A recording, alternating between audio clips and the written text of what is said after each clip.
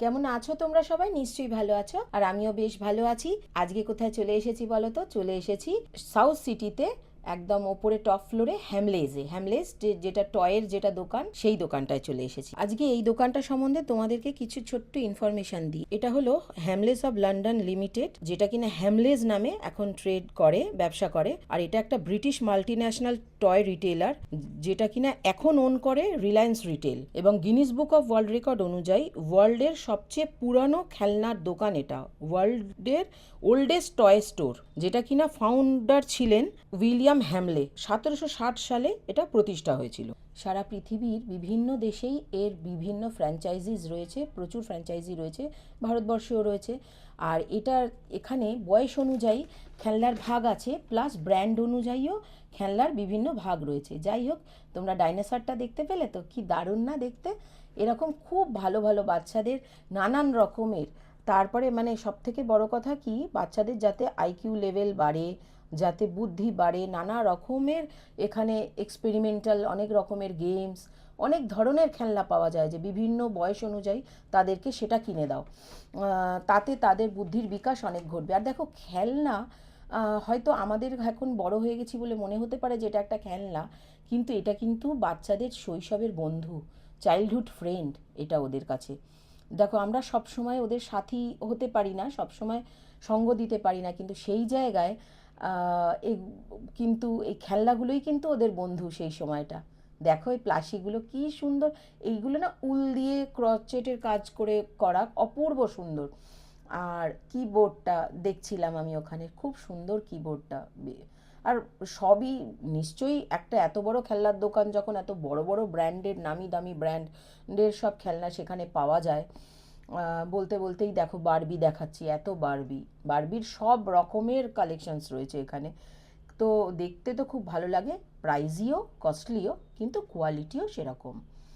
মানে আবার এরকম নয় যে কোনো খেলনাই ওখান থেকে কেনা যাবে না, এতটাই প্রাইজি তা নয়, কিছু কিছু জিনিস কেনা যেতেই পারে।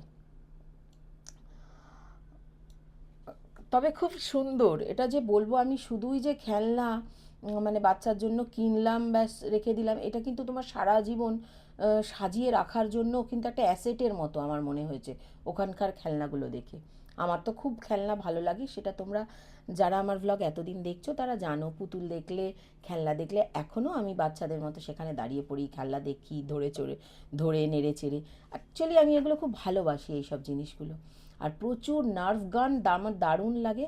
দেখো কত নার্ভ গানের এখানে সেট রয়েছে, একটা করে নার্ভ গান সেটা রয়েছে, মানে নার্ভ গানে ভর্তি একদম।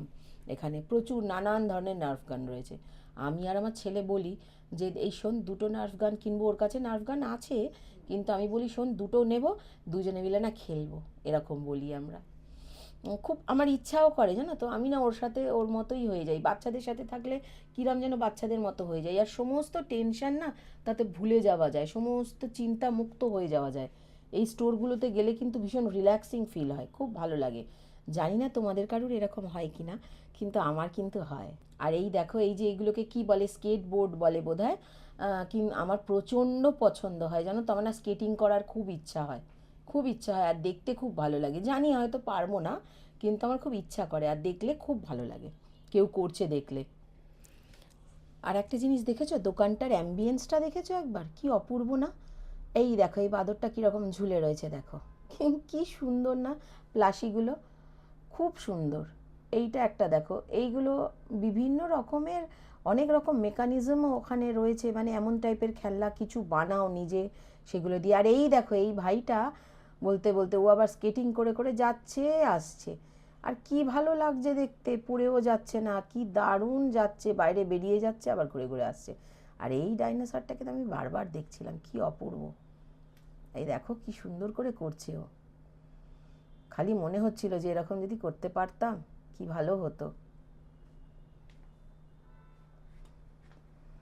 দেখো ডল হাউসটা কি অসাধারণ, তার মধ্যে আবার দেখো বারবি দাঁড়িয়ে রয়েছে, কি নেই দেখো, সব কিছু রয়েছে, একটা পুরো ফ্ল্যাটে যেরকম থাকে সব রকম সেট। কি কিউট দেখতে দেখো।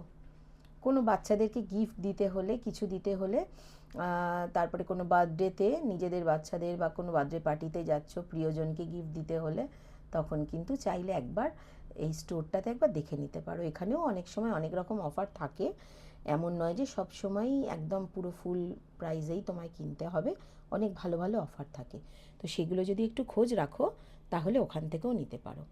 এছাড়া আরও একটা ভালো খেলনার দোকান আছে, যদি পারি একদিন সেটাও তোমাদের সাথে শেয়ার করব।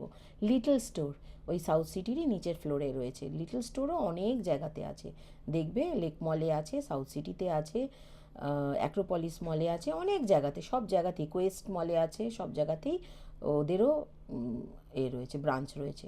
খুব ভালো বাচ্চাদের জন্য, আর ওখানে কিন্তু বেশ অ্যাফোর্ডেবল প্রাইসে পাওয়া যায় কিনতে সব কিছু। আর হ্যামলেসটা অ্যাকচুয়ালি কি সব কিছুই খুব আর কি ব্র্যান্ডেড জিনিস পাওয়া যায়, তো যার জন্য কিনা একটু প্রাইসটা বেশি, কিন্তু জিনিসগুলো খুবই ভালো, অপূর্ব। সেগুলো শুধু খেলনা নয়, কিছু কিছু জিনিস যেন মনে হয় অ্যাসেট, একেবারে দেখার মতো জিনিস। আমি এখন যখন এই ব্লগটা এডিট করছি, এডিট করতে করতে আমার এত ভালো লাগছে, আমি না নিজে দেখে চলেছি, এত ভালো লাগছে আমার। এই দেখো, এই যে ডিমটা দেখালাম তোমাদের, ডাইনোসরের ডিম, এইটা কিনে নিয়ে এসেছি। এইটা আমার ছেলের জন্য নিলাম। ওখানে থেকে খেলনা আমি আগেও কিনেছি আমার ছেলের জন্য। এইটা নিলাম, এটার মধ্যে আছে কিছু জিনিস, সেটাকে আর কি খুলে তৈরি করে